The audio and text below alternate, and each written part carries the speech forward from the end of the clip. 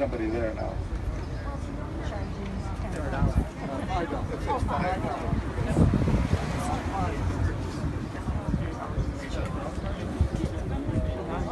Well, we just saw a line of cars. We came down.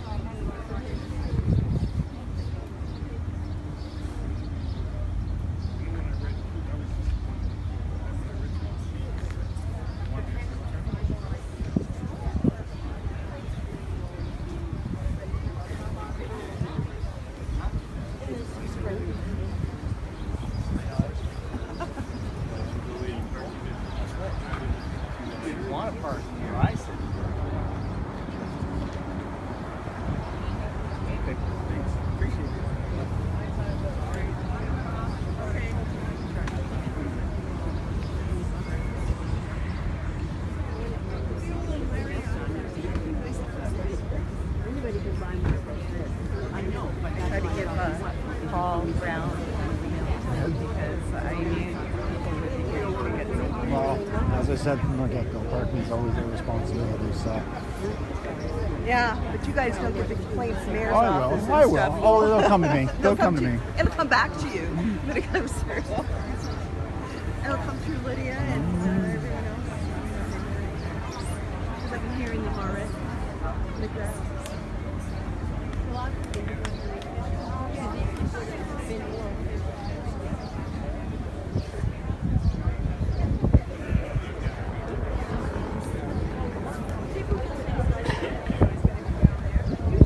So.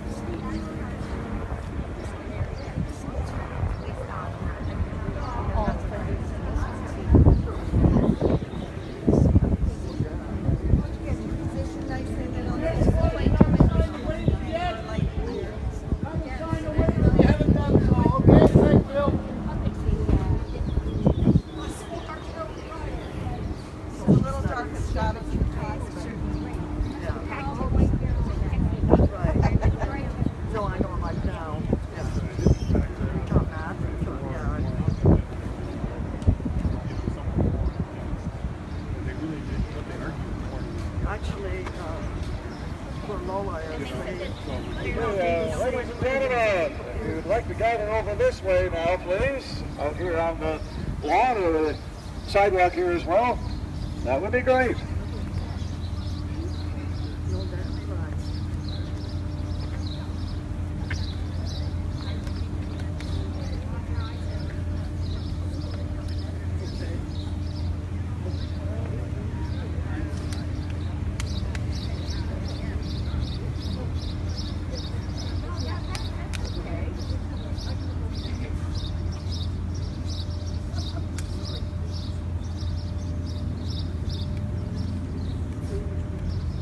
Okay, just in case you're wondering, Post Cereals knows we're here. They have approved us using their front yard.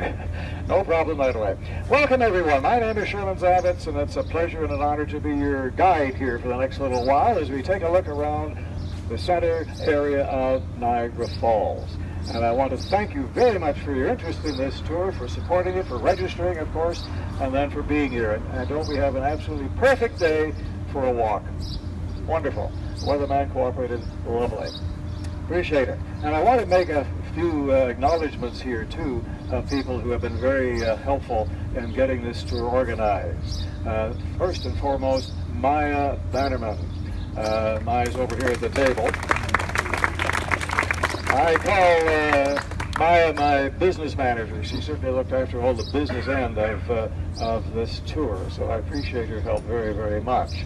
Maya's on the staff of the Niagara Falls History Museum. Also helping out today are some of the museum volunteers. Patrick Sirianni was at the table. Patrick, as you may know, also is the official town crier for the city of Niagara Falls and does a great job. Also helping out, Karen and Sarah Lou. And I also want to thank, and she's here someplace, Wendy Canavan. Where is Wendy Canavan? She's back She's there, back. I guess. Over here? Okay. Wendy is the Economic Development Officer for the City of Niagara Falls. Oh, there she is. That's okay. I can turn it up a little bit. How's that? Okay? Get We're close. all able to hear. I can't go too far. We'll get a very definite squeal. So far, we're good. Wendy was very helpful in establishing contacts here at the Post cereal plant. And again, I appreciate her help very much. I also want to acknowledge Clark Burnett, who's standing right here in the blue top. Clark is the Culture and Museums Manager for the City of Niagara Falls. Have I got that title right? Sure. All right. Close enough. Close enough. All right. And speaking of the Niagara Falls History Museum, if you have never been to the Niagara Falls History Museum on Ferry Street, or maybe it's been quite a while, I strongly urge you to drop by. It is a first-class museum, history museum, in every respect. Great exhibits, great staff, a really worthwhile experience. So as I say, if you've never been, or I haven't been there in quite a while, I strongly urge you to drop by sometime. I think you'll really enjoy your stay, and you'll learn a little bit too, maybe about this city that you weren't aware of before. It's on Ferry Street. Part of the museum, of course, is what was originally the Stamford Township Hall, dating back to 1874. On a personal note, I want to recognize my wife, Ann, who's also here somewhere. There she is, who's with me. And our son, Michael, who's right there, and his partner, Diana, who's right in front of him. So thanks for joining us here today. Well, our plan, of course, is to take a little look around the area of the city, well, what's known anyway as the center. Some people still use that term, like me. The center area of Niagara Falls. You might wonder, well, why is it called by that name? Well, let me give you a little bit of background. Let's go back to the year 1904, a few years ago, 1904, a very significant year in the history of Niagara Falls. That was the year Niagara Falls became a city. And at that time, there were three fairly distinct neighborhoods, residential areas then, in this new city, each of which supported an adjacent business district. To the north of us here, the business district was on Queen Street, Lower Queen Street anyway, Park Street, Erie Avenue, and Lower Bridge Street. To the south, there was the business district around the Main and Ferry area. Then about halfway between those two districts was this area, roughly halfway between, or in other words, at the center of the city as it was then. And the business district here was along this street here, Center Street, and also out on Victoria Avenue, a bit to the right, or north and south, if you will, of the Center Street, Victoria Avenue intersection. And in those early days, of course, most people did shop close by. That was important. Long-distance shopping wasn't nearly as common as it is now, where people go to other areas of the city or other cities to shop. In those days, most people shop for their needs in the area in which they lived. And that was certainly the case here. So that's a bit about the origin, let's say, of the name. Now, during that first decade of the 20th century, there was an industrial area that also developed here in the center. Small, but very significant. Mostly along Lewis Avenue out here then. Lewis is named after Zenas Beach Lewis, who during the latter decades of the 19th century, the early years of the 20th century, was a very prominent citizen here in Niagara Falls. Zenas Beach Lewis. So the street is named, as they say, for him. He died in the early 20s, then he was 88 years old. And here's a bit of trivia. His marker, memorial marker, whatever you wish to call it then, in Fairview Cemetery, is the only all-metal marker, memorial, in that cemetery. Now there's your trivia for the day. For Zenas Beach Lewis. All right, interesting fellow. And as I say, it's interesting to have a street named certainly in your honor. Now the first of the industries to locate here in the center area of Niagara Falls was this one. The Canadian Shredded Wheat Company Limited. You can still see the name over the doorway there, although that's not the original doorway. But it was known by that name for a good long time. Interesting story behind the Shredded Wheat Company. The cereal was developed by a man by the name of Henry Perky, an American then, after many years of experimenting. And in 1901, Perky established a factory to make shredded wheat in Niagara Falls, New York. The factory was a large, sprawling place with all kinds of windows, but much different from any other kind of manufacturing plant at the time, certainly. Perky was interested in settling in Niagara Falls, New York, because he realized not only, of course, was there a permanent population, but there were countless thousands of people who came to Niagara Falls every year as visitors or tourists, and he wanted to tap into that market because Perky opened his plant for tours. You could take a guided tour through the plant. You would see all the process, just how shredded wheat was made. And it was a reasonably easy process to follow, to understand. At the end of the tour, you were given a bowl of shredded wheat with cream and fruit. So most people, I would dare say, left the plant after that tour with a fairly favorable impression of this product, shredded wheat. And when they got back home, might well look for it in their neighborhood grocery store. The process was repeated here. This plant, the Canadian plant, was established in 1904. That's 114 years ago. This plant has been on the same site. Of course, vastly expanded from its original look, but a remarkable achievement, I guess you might say. 114 years. This plant was established just after the close of the 19th century, and now it's well into the 21st century. Interesting to realize, too, about the many hundreds of people, mostly from Niagara Falls, who have worked here over those 114 years. This plant has been a great provider of countless jobs then over those years. Perky, of course, introduced the same idea here, although he had actually passed away by 1904, but his philosophy was being continued. Tours were held here too, the same idea. You got to look inside, see the process, you got a dish of cereal after, and then you were on your way, and you were probably going to look for that box of shredded wheat next time you went to your grocery store. It was a master stroke, I would say, of public relations and advertising all rolled into one. A great idea. And it went on for many, many years. This tour here or over in Niagara Falls, New York, it was as much a part of the tourist experience here as viewing the falls or any of the other experiences right along the river. It was extremely popular. So it was a good idea that Perky had for sure.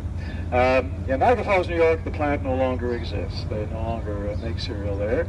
But this plant, as they say, continues now after 114 years.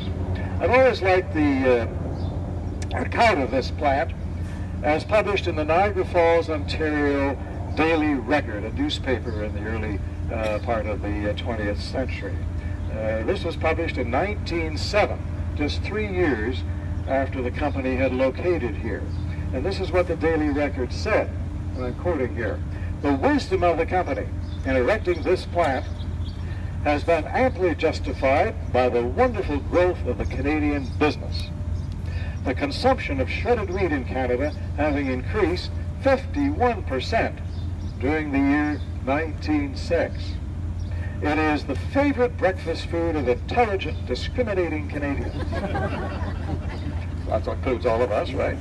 And is rapidly displacing the old-time porridge, which was seldom properly cooked and was always bolted down without chewing. Well, maybe not. But anyway, quite an endorsement, as I say, for this plant and the product it made. Some of you will recall the shredded wheat box. I do, from years past. Featured a drawing, painting, if you like, of the falls. It also had an image of the actual plant here, including the storage for the grain silos behind us here. And it featured the words, you remember, the original Niagara Falls product. The original Niagara Falls product. And all of this certainly cemented the public's connection between this city and shredded wheat. And I think I can safely say that other than perhaps hydroelectricity, no one product has been more associated with this city over the years than shredded wheat. Yeah, I'm sure that's true. All right, now, as with all our tours, it's your tour. We want you to enjoy it, we want you to get something out of it, and we certainly want you to contribute if you feel you would like to do that. If you have a question along the way, if you have a little story related to something we've said or we're looking at, please speak up. As we have said before, don't hesitate to participate, right? Don't hesitate to participate. And I want to ask, too, do we have anyone who once lived, or maybe still lives, or lives now, here in the center area? We have one. Yes, this gentleman spoke to me earlier. Gentleman over here. Okay. Well, perhaps you too can, along the way, chime in with a little story or reminiscence or something like that that would add to our understanding and interest of this area. So don't hesitate, as I say, to ask a question or to contribute some little story or reminiscence of the center area. All right, well, I think that's all we need to say right here. Later on, when we come to the end of this tour, we'll be back right here where we are starting. And at that point, we will be invited inside. Now, we will not be taking an actual tour. They just don't do that anymore for liability, safety concerns, and so forth. But we will be taken into a part of the plant where we will be hosted, let's say, by some of the plant officials here, and I think they'll have a little sort of presentation and so forth for us. That inside look is part of the walking tour. All right, so, and you're all invited, of course, to join. So any questions, concerns, or comments so far before we move on? I pick up my stool and move on. How many people here have worked here? How many people have worked here over the years? Oh, in this crowd, yes. Do we have anyone who worked at this plant at one time? Or maybe still does? You did? Oh, wonderful. What exactly did you do in there? What was your job? Pack the shredded wheat Packing? boxes. And in the big boxes, okay. Inspection. Yeah. Another. All right, anyone else who was formerly employed here? My late husband worked here. Your late husband worked here? Uh-huh. Yeah, my husband and his brother, my son, for a while. Oh, it was a real family affair, though. Yes, it was. Wow. Well, that's very nice. Very nice. Yeah, this plant has produced many jobs over many years. All right, if you allow me just to get down here to sort of head the line up, or head the group up, I'll guide you to our next stop. So if you just sort of wait a moment till I get over here, that would be appreciated.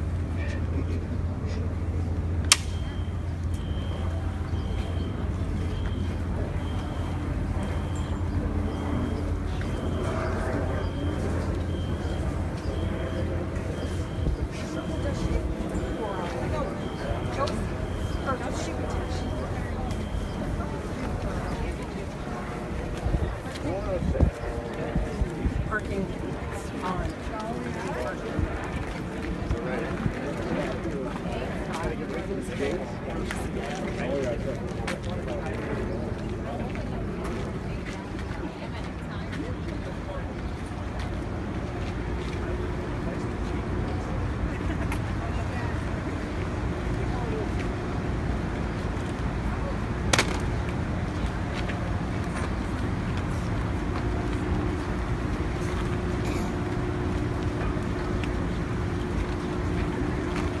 So if you would move in, we have a lot of people here, obviously, and that's great. And this portable microphone does reasonably well, but it helps if you're close in. Now here's I don't bite, I don't do anything dangerous.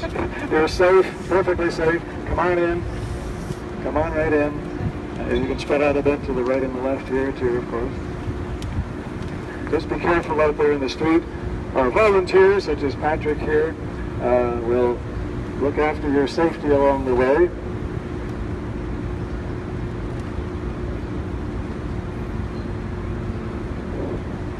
Now, the reason I'm stopping here, I hope you can see this, or if not, you'll see it as we move off here in a moment.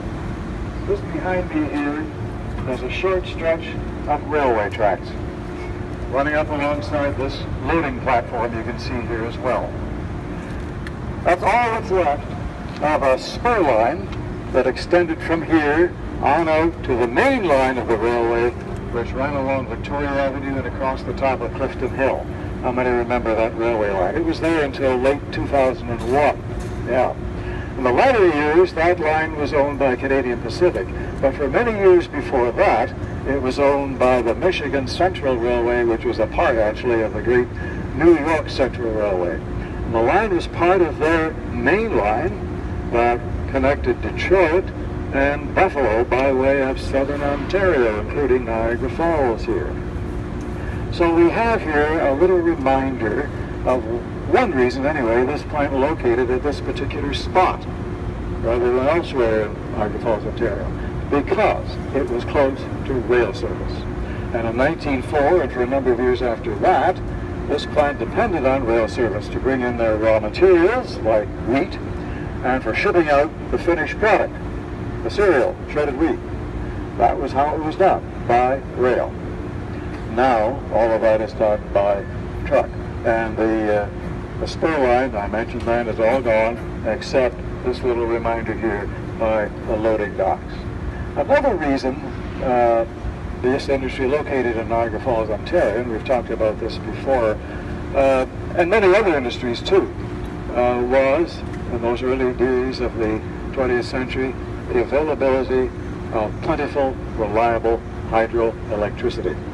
We were in the forefront in those years. We were a chief producer here of hydroelectricity, and that was important for many plants to have a reliable and plentiful source of electricity. Okay, any questions or concerns at this point? If you can't see this piece of rail line here, as we move off, we'll take it slow. You come on up here and have a look, as I say, at what is left of that spur line. Once connected the plant here to the main line of the railway out there along Victoria Avenue.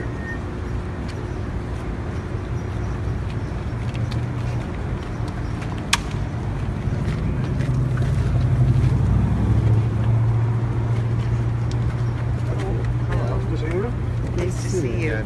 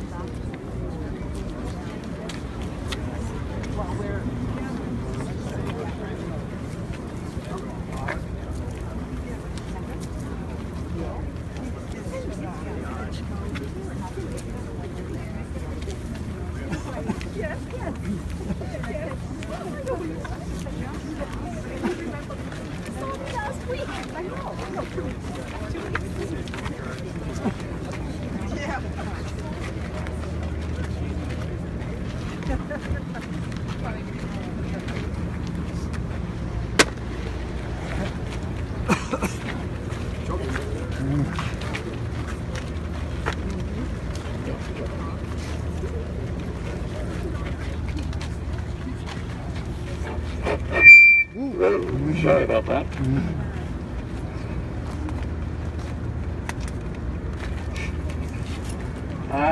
All right, we can still fill in a little bit here. You're wary of me, are you? Really, I'm quite harmless. Anyway, we're still along Lewis Avenue here, of course, which, as we said earlier, was the heart of the Center Street industrial area, beginning back in the first decade of the 20th century. The first industry here, the shredded wheat plant, which is still with us. Here's another industry, or what's left of it. And if you turn around and look up at the top of the building, you'll see who built this building and when. The Thompson and Norris Company Limited, the building erected, as it says there, in 1909. 1909. The building is a fairly handsome one, looks fairly solid yet too. Obviously newer windows are in there and so forth, but still, not too bad. The building has weathered, let's say, quite well for that long period of time. Now, here at the other side of the building, at the back of the building, some of you may wish to check this out after the tour is over, and look up at the top, at the back of the building, you will see what this company made. It says Corrugated Paper Specialties. Corrugated Paper Specialties. That's what they manufactured here. Well, despite building a very handsome building in 1909, Thompson Norris didn't last too long. The company closed in 1920. 1920. At that time, the building was then purchased by the American Can Company, which had a building just opposite. In other words, behind me or in front of you, in here where this parking lot is now. American Can. American Can had been established here in 1907 under the name the Sanitary Can Company. In 1920 was purchased, 1915, it was purchased by the American Can Company. And then, in 1920, they purchased this building as well. And interestingly enough, some of you like me will remember this. American Can constructed a skywalk from the second story of this building to one of the upper floors here of this building. In other words, right across Lewis Street here. Did any of you remember that skywalk? I certainly remember that. Yeah, it was kind of unique. I don't think there was ever any other skywalk like that in Niagara Falls. So employees could walk back and forth between these two buildings without any concerns about the weather. Now, of course, having a company here that made tin cans was quite logical. In those days, the fruit and vegetable industry in the Niagara region was enormous, and a good percentage of the fruits and vegetables grown in this area were canned there. There were a number of canning companies in the area. Now there aren't any. But in those days there were canning companies. Of course, a canning company needs cans, right? Tin cans. And that's what this plant made, the American Can Company. However, that company stopped making tin cans here in 1930, after which the building here behind me became a machine shop. It was later owned by the Onyx Packaging Company. They moved into the building in 1986 and stayed there until 1989 when they left. After that, a few years later at least, the cereal plant here bought the building that was behind me and had it torn down for parking facilities. So that's a little bit of the history of this particular industry there. Thompson and Norris and the American Can Company. They were the three big industries here in the center. All right, any questions, comments, stories? Yes, sir? Oh, yes, it's used as a Buddhist Zen temple.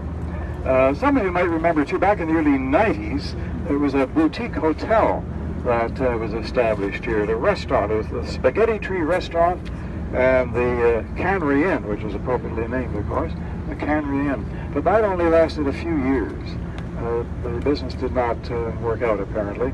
So now, over the last few years, it's owned by the International Buddhist Zen Temple, and as far as I know, they are still using this building. Yeah, that's a great question. Thank you very much. Anything else? Yes, sir. You said American Can closed when? American Can closed in 1930, I believe, but the building then was converted to a machine shop operation. American Can still had a facility here. I'm sorry?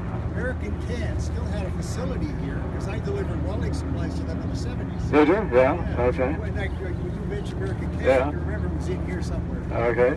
Yeah, the main building was just behind me here. Yeah. All right, now if you'll again let me get over here, we're going to retrace our steps back to Center Street, and if you let me get up at the head of the line here, we'll guide you down that way. Oh, there you go. Back here. Go on.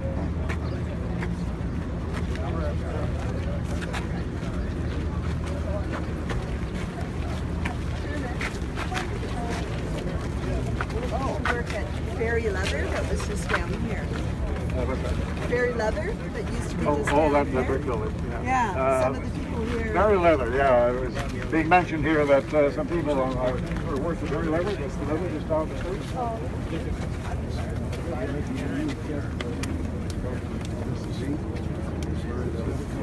That's okay. I'll work on that. The Buddhist temple is the same one that has the Buddhist temple on River Road. Yeah. They wanted to do it into a retirement home for the monks to come, but we have to raise their money. It's a not-for-profit, right? Or a charity.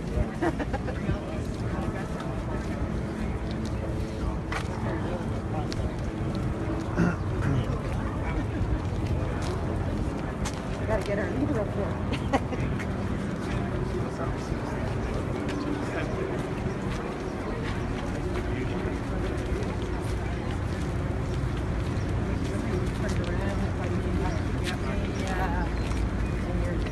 Watch your steps, sir. Thank you, Maya.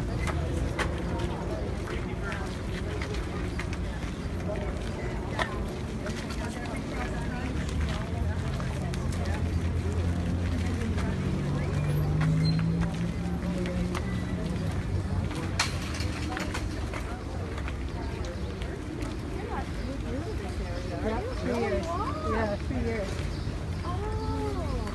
Actually, this is our third summer.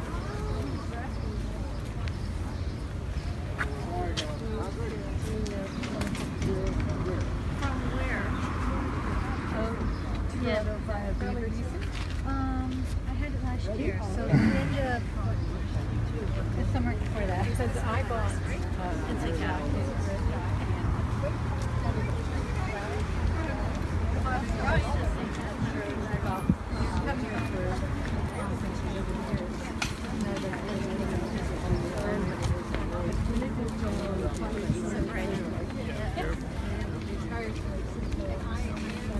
Thank you, Patrick.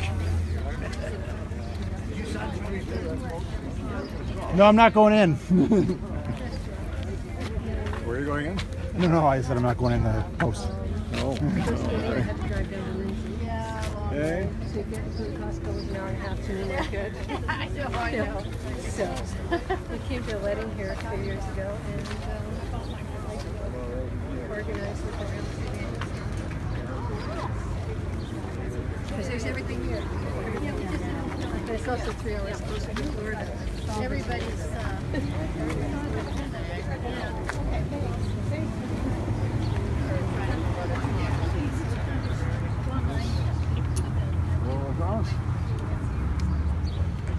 Okay, folks, thank you very much. Now we're going to take a little walk down Center Street here. And maybe if you could, try to picture in your mind this street as it was many, many years ago, when it served mostly the residents who lived in this area. Quite a contrast to what it looks like now. All right, let's go.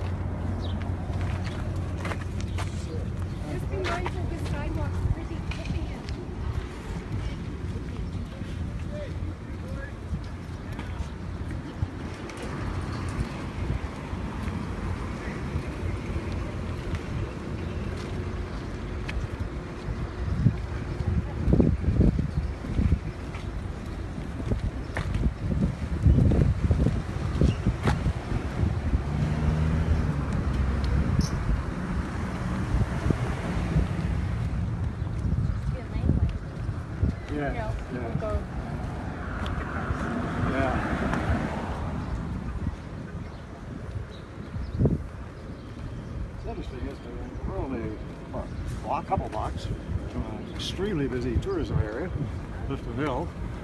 Yeah, back here it's relatively quiet in comparison. Yeah, visitor patterns are very funny in this city, aren't they?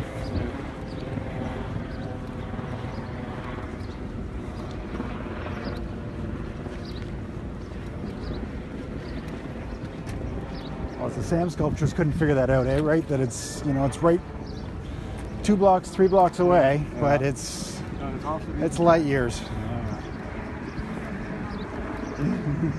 Yeah.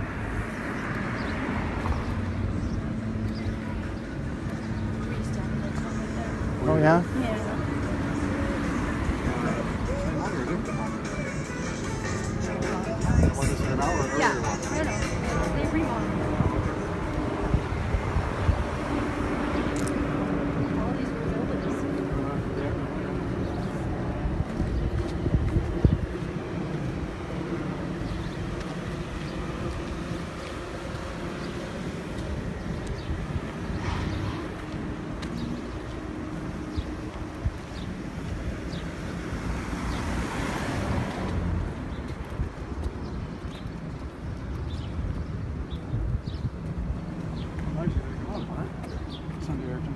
What's that? Nice of you to come out. Oh, I'm happy to.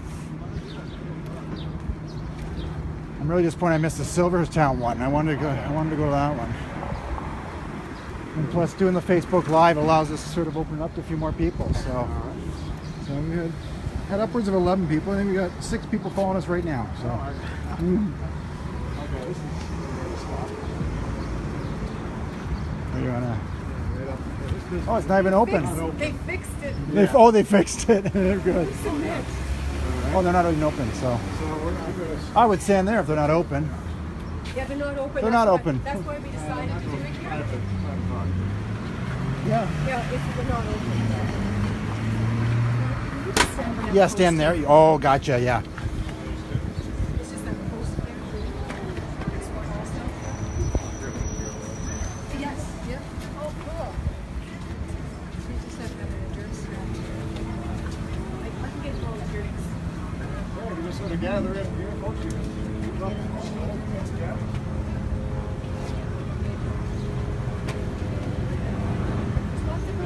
More space over here, folks, on my left.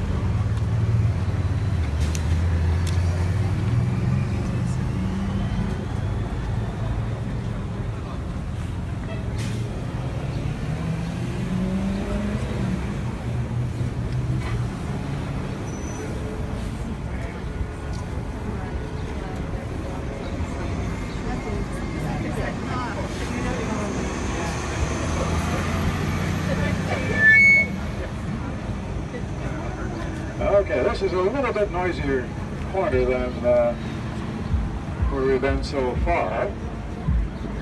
Allen Street is here then. Interestingly enough, we talked about Zenas Beach Lewis a little while ago. Lewis, I believe up here is named for him. Allen is named for his wife.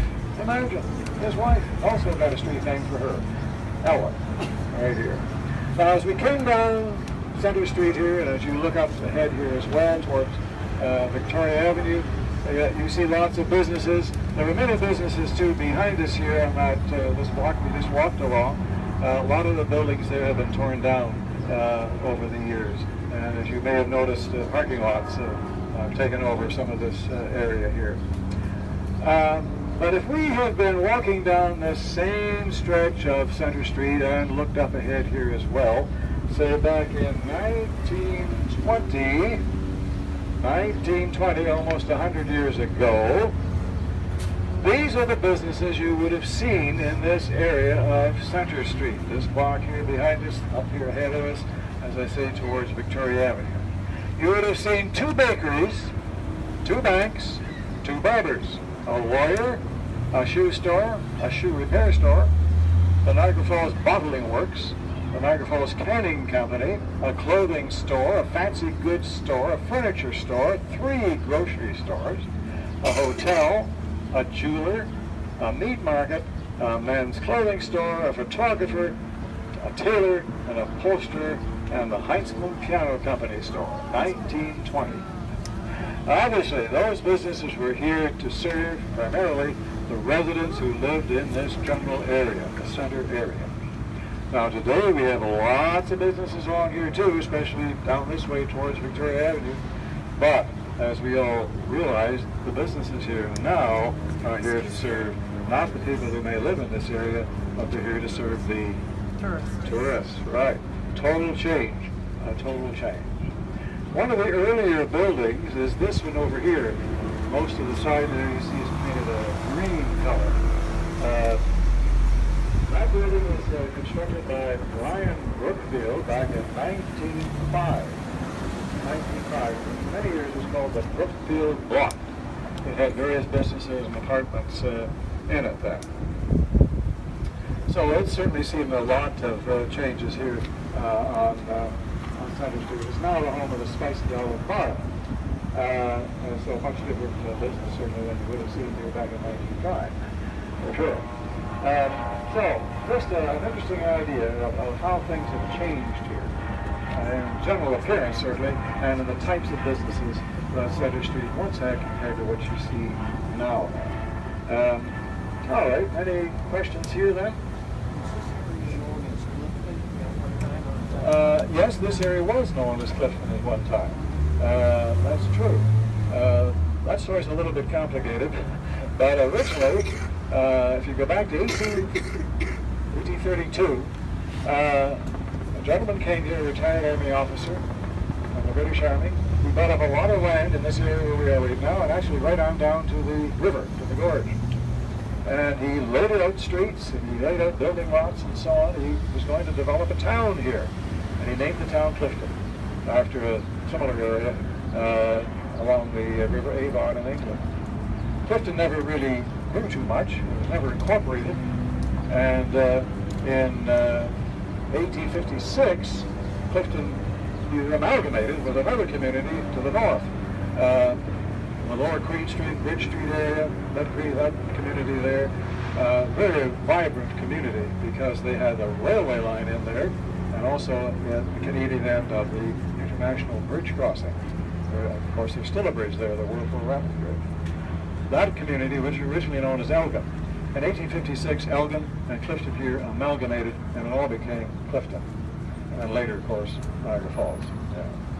Yeah, I was wondering that because I have a model at home that says Niagara Falls, Bobby Works, Yes. Clifton, Ontario. Oh, okay, yeah. Well, then that would be very early, certainly. Yeah. Yes, sir. This is right down the street halfway called Philly Fish. Okay, the gentleman is asking if anyone knows that there was a business just down the way here called the Findlay Fish Company. Is anyone familiar with that? I'm not. But, It was right here. it was Right at this building. in this building. Yeah. Okay. So it's a long-time business here then? It was here for quite a few years, I think. And it still is? Yeah. Or it was just down here? Not here now? Oh, okay. All right. Yes, sir. I have a question. Could you explain who Lord and Lady Elgin were? Lord You Elgin mentioned was a Governor General of Canada in the mid-1850s. He was here for a visit and stayed a while actually too. Yes. Is that what you're wondering? Yes. Yeah. On the amalgamation, the place that the Elgin was Zimmerman was around at the time, certainly. Yes. Yeah. He was primarily, well, Zimmerman did buy a lot of property, but it's not through Victoria Park. Yes, and established a home there. He was going to build a very elaborate estate before he was killed in 1857. Yeah. All right, well, thank you. Now, again, if you'd allow me to get over here, we are, I'm afraid, going to retrace our steps, but that's just necessary. Yes, ma'am. Yes. Yes. Yes, that's right. Elgin, yes, yeah. Yeah, that's right. And that was the phone numbers were Elgin 6, 1, 2, 3, 4, whatever. That's right. Thank you for remembering that. That's great. Sherman, Yes. where was the Clifton House? The Clifton House is where Oaks Garden Theater is now. Okay, and that burnt And down. that took its name from the community it was in. The Clifton House Hotel is being asked about here. It was located where Oaks Garden Theater is. The hotel was established in 1833, just after this community had been established and named Clifton. So the hotel took its name from the community in which it was located. And it grew to be the #1 hotel in this city, a world-renowned hotel, the Clifton House. Oh, those are great questions. Thank you very, very much. Remember that because I did the exact positions. But my aunt was supposed to, the wedding reception was supposed to be there, and it burnt down like a week before or something. So I thought, I don't know where it is, but talk about it. Whose wedding reception? It was my aunt's wedding reception. They're all gum stands. All gum stands.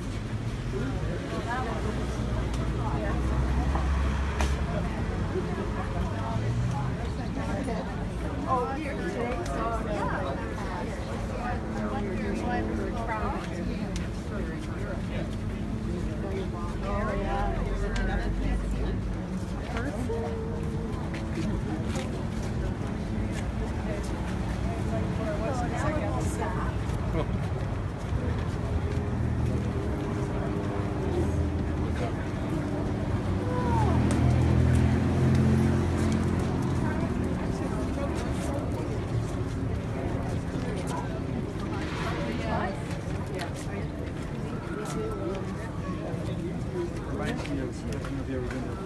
Vegas before, but they have every city walking. So you just went on the internet, like the walking time they were trying to walk home. You booked the trip on your own, or did you go? Were you with a group? We were or on a something? cruise. We did a cruise around New Zealand.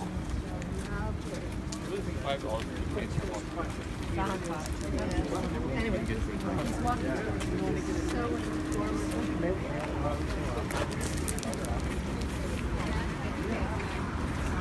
I don't even remember these things. Something else he did. You good? You learn good? No. Tonight, you're misunderstanding. My purpose is to not give that great signal upstairs. I don't think you should get anything great delivered.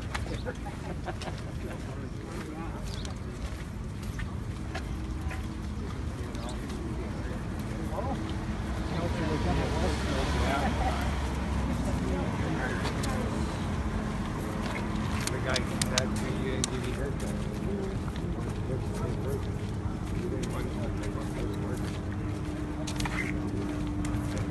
I met you at the museum. Sorry? I said I met you at the museum. Yes, yes. So you're the photographer? I'm filming it.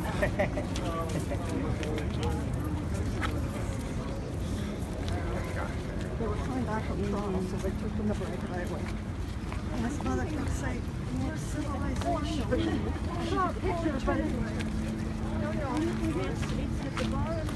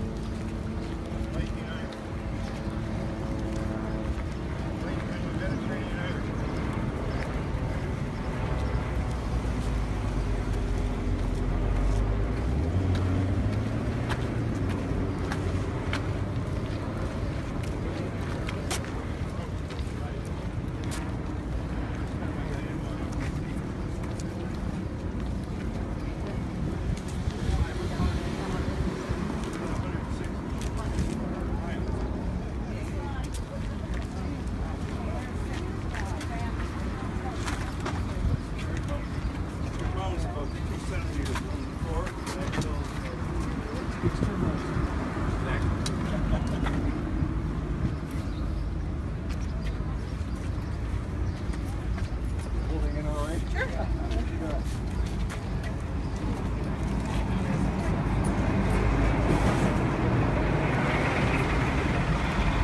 So again, folks, room here to my right. And you can also move in. Lots of space in front of me, too. All right?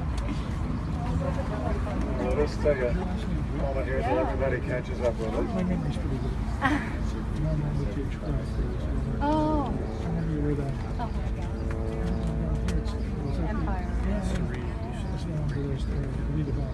Yeah. Is that right? I remember where that. St. Yeah. Wow. Chris.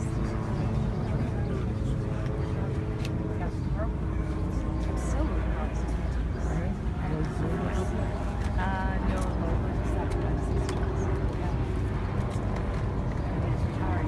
Okay, folks, I think we're all here. I know it may sound a bit of a cliche, but this building certainly holds a lot of memories for a lot of people, right? Including many of us standing here this afternoon, I'm sure, too. The old Niagara Falls Memorial Arena, which opened in June of 1950. Now, believe it or not, for the previous 9 years before this opened, there was no artificial ice surface here in Niagara Falls. The earlier arena, the Victoria Avenue Arena, which appropriately was on Victoria Avenue, where the Imperial Suites Hotel is now, not too far from here, was built in 1924, and it had artificial ice. But for reasons I'm not quite determined, that ice was removed in 1941 and never replaced. At that point, the Victoria Avenue Arena became popular for roller skating, remember roller skating? And also for dancing. During the 40s and into the 50s, a lot of the big name bands of that era played at the Victoria Avenue Arena. So it took on sort of a new lease on life, I guess you'd say. But after the ice was removed, as they say, from that Victoria Avenue Arena in 1941, it wasn't until 1950 that we again had an artificial ice surface. And that was here at this Memorial Arena then. Probably the most memorable moments for this building here, this arena, came during the 60s and the Niagara Falls Flyers. How many remember the Flyers? Memorial Cup winners in 1965 and 1967. This was a huge hockey town. And of course the Flyers graduated some very impressive players too into the NHL, such as Jim Lorenz, John Plouneville, and of course Derek Sanderson. Yeah, a lot of talent here. So now, of course, each winter we hear a fair bit about the Niagara Ice Dogs, which play their home games in St. Catharines. But let's not forget, Niagara Falls had the Flyers, and they were a terrific team, had a lot of local support, and as I say, Memorial Cup winners on 2 occasions. Absolutely fantastic. A lot of shows here too. Circuses used to play the arena, and various entertainers sometimes as well. The front part here is not part of the original. This was added in 1981 to provide a little more foyer space and tickets, booths, and so forth. So I'm sure some of you might have a story or two about this place. Something you remember, yes? Where's Zimmerman's? My grandfather built this. Oh, the Zimmerman Construction Company. Uh-huh. Very good. So this lady's grandfather headed up the company to build it. Yes, Patrick? 50 cents for a standing room ticket back in the 60s. And during the playoff, the place would be so crowded, everybody up in the standing room would smoke. Clouds. Hats to the rafters. Yeah. 50 cents for standing room. What was the general admission? Do you remember? The general admission, what was that? Do you remember? The general admission price. General admission, I don't know what it was. I think it was $5 or $7. They were 4 or 5 people deep and standing, at least 4 or 5 people deep. Yeah. If you had a couple of tall people in front of you, you'd have to excuse your way in to have a look at what was going on. Really? Okay. Anything else to share about the Niagara Falls Memorial Arena? Yes, ma'am. Concession stand. You worked at the concession stand. Okay. What was the most popular item at the concession stand? Oh, God, I can't remember All right. now. But we had to duck for the French puck fries. sometimes, too. Okay. Yes. They have a large circus here every year. Yes, they do. I think the Shrine play here for a number of years. That's right. Wrestling matches. Traveling circus. Wrestling matches here. Yes, sir. Yeah, I remember as a kid standing at the side of the arena, Right here, yeah. waiting for the wrestlers to come Oh, in to carry their wrestlers, bag to yes. get in free. Good. I'm glad you mentioned that. Wrestling was a really popular thing here, especially in the 50s, I guess, right? Maybe into the 60s too, then. It was in Yeah. the 60s. Yeah, 60s, okay. Yeah. Yeah. Yeah, very popular. Wrestling. Anything else? All right, well, thank you for that information, those memories too. That's great. Yeah, this is a real landmark. Now, of course, it was owned by the city. Now it is privately owned. Most recently, the sand sculpture business was in here, but that apparently hasn't worked out too well. And the building is closed, but it's still, of course, as I say, privately owned. The building was used here then until the opening of the Gale Center in 2010. All right, anything else here? All right. Again, if you can wait for me to get you over here to the corner, we're going to go down Lewis here again.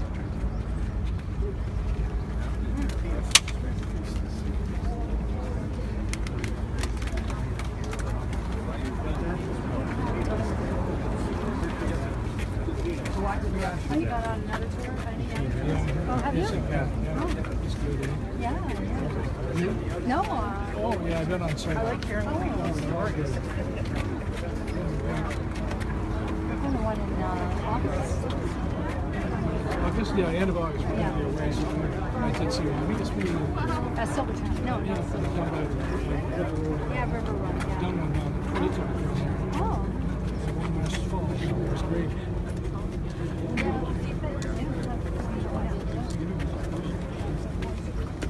Tremendous place. If you were there, Yeah. Mature folks. Yeah.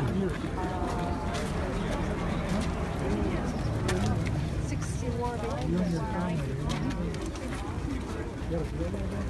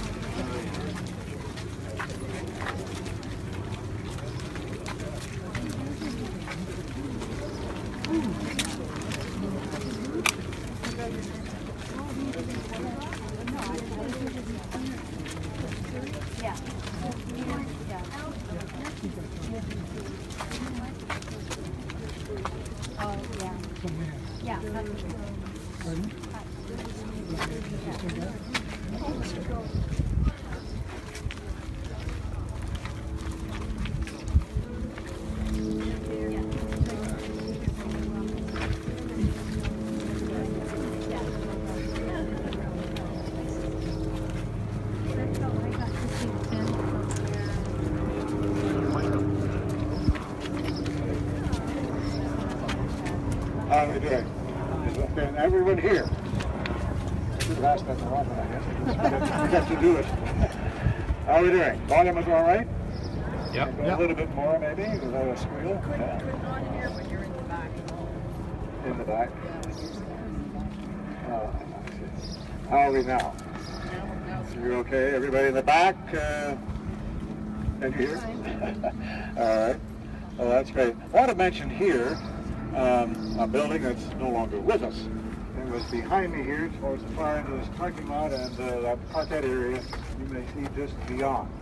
That was the site of a school known as Kitchener Street School. That's right. Any former Kitchener Street School pupils here this afternoon? This lady? I just went 1 year. 1 year? Well, that's fine. You qualify. Anyone else? No one else. All right. Well, Kitchener Street School opened here in 1909. 1909. A public school. The numbers are interesting for Kitchener Street School, and this kind of thing can be repeated for other early schools too in the area. In 1909, when Kitchener Street School opened, it had 4 classrooms and 109 pupils. Only 11 years later, in 1920, Kitchener Street School had 12 classrooms and almost 500 pupils, indicating that a lot of young families with children had been moving into this area, obviously. Yeah. Now let's jump ahead 50 years, from 1920 to 1970. That year, by that year, the enrollment at Kitchener Street School had plummeted, because by the 60s and on into the 70s, a lot of young families with children were choosing to live out in the new subdivisions and so forth rather than in this area. The decline in enrollment for Kitchener Street School continued until 1974, when it was closed and the building was demolished the following year. Should mention too, it was originally called not Kitchener Street School, but the Center School. Appropriate, the Center School. But then it was decided to change the name to honor the illustrious British general then, Kitchener, who, of course, the street is named for as well, just behind us here. So anyway, that's Kitchener Street School, gone, but not forgotten. Do you recall who the principal was who attended there? No? Any of your teachers? No. Okay. All right. Well, that's fine. Wasn't memorable. I didn't want to go there. Oh, you didn't go there? We were at Valley Bay. They changed the boundaries at Cray Street, and then we came here. We didn't like it. We stayed right here, and then another Center Street. St. Anne's. So you sort of buried that here in your mind pretty well, right? It's like now. Oh no! Now I remember something too. You don't want to remember it. Anyway, any other comments, questions, jokes? I used to walk with my class from Maple Street up here to do what we called then manual training. Yes, this school did host manual training, and for the girls it was economic, home economics. Nelson. I see. Okay, yeah, that's true. At one point, this was the headquarters for industrial or manual training, and I think they called it home economics for the girls. And you would walk from your home school to hear that, to take that class. What was that, once a week or once every 2 weeks? I see. Well, that was a good extra there. All right, we're going to now. Yes. Are you ready to go back? Yes, we are. We're going to work our way back to the The plant. plant manager, Mike Knapp, and the human resource, Bill Lestry, are going to meet with us All right. on the stage. We're going to talk a little bit Yeah. outside first, let everyone sit down. Then there's Okay. a few people that have names. I'm going to have to go get my vehicle, get them in my vehicle, and I'll drive them around to the back where they're kind of where freight elevator is. And take the, I think we're actually going down versus Yeah. up, but that's where we're All right. That makes sense. All right. That's so, folks. We're going to walk back to the post plant then, and we'll assemble once again on the log where we started.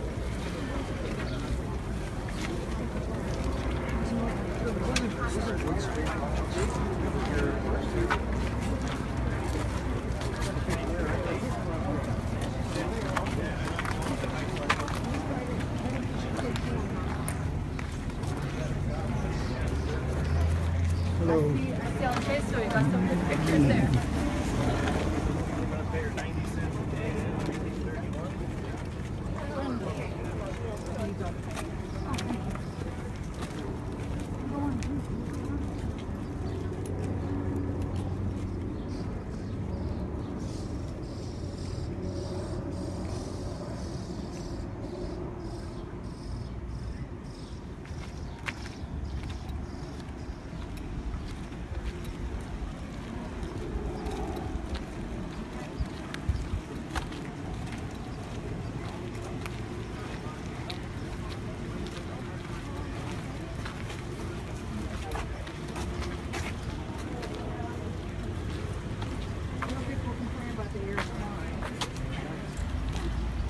I go to the health center at 1 o'clock for exercise. It's called Gentle Fit. And then we have a coffee session. And for me, I'd rather just open the windows.